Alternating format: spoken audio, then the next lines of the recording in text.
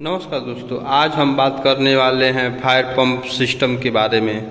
Fire pump room में क्या क्या होता है और कैसे काम करता है, कौन सा पंप पहले चलता है और कैसे स्टार्ट होता है, वो सब हम आपको इस वीडियो में बताएंगे।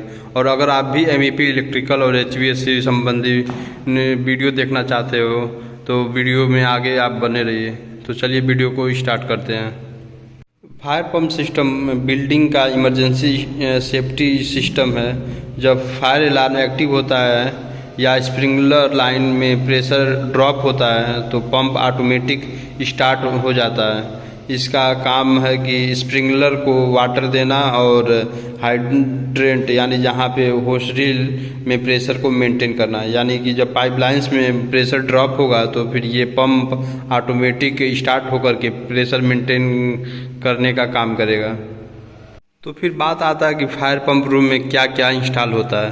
तो सबसे पहले जॉकी पंप होता है, ठीक है। जॉकी पंप प्रेशर को मेंटेन करने का काम करता है सबसे पहले। उसके बाद मेन इलेक्ट्रिकल पंप होता है।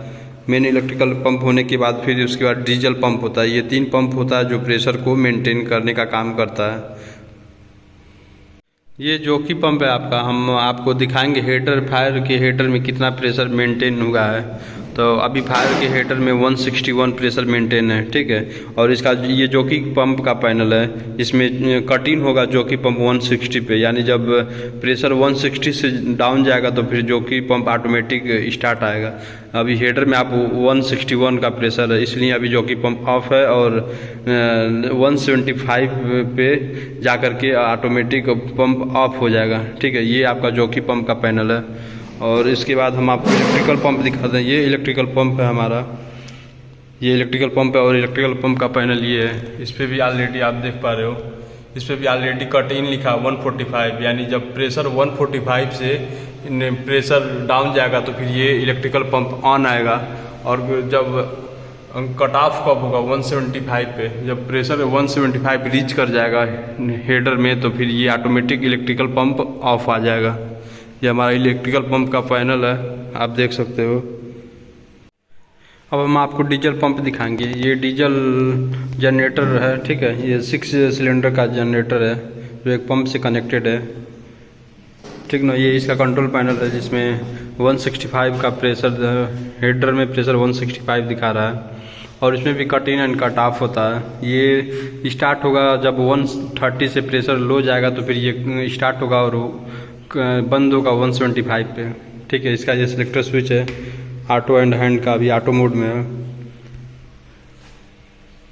इसका सीक्वेंस ऑफ ऑपरेशन हम बता दे रहे हैं। फायर पंप का सीक्वेंस ऑफ ऑपरेशन क्या होता है ये हम आपको बता दे रहे हैं। जैसे सबसे पहले मान लीजिए अगर कहीं पे फील्ड में ये पाइपलाइन है, फील्ड में पाइपलाइन जा रहा है, ये पाइपलाइन में कहीं पे भी किसी भी फ्लोर या किसी अपार्टमेंट के अंदर स्प्रिंकलर टूट गया तो इस पाइपलाइन से वाटर डिस्चार्ज होगा, उधर वाटर गिरेगा तो फिर ये एक प्रेशर इधर सेट करके रखा हुआ है। अभी प्रेशर 163 है।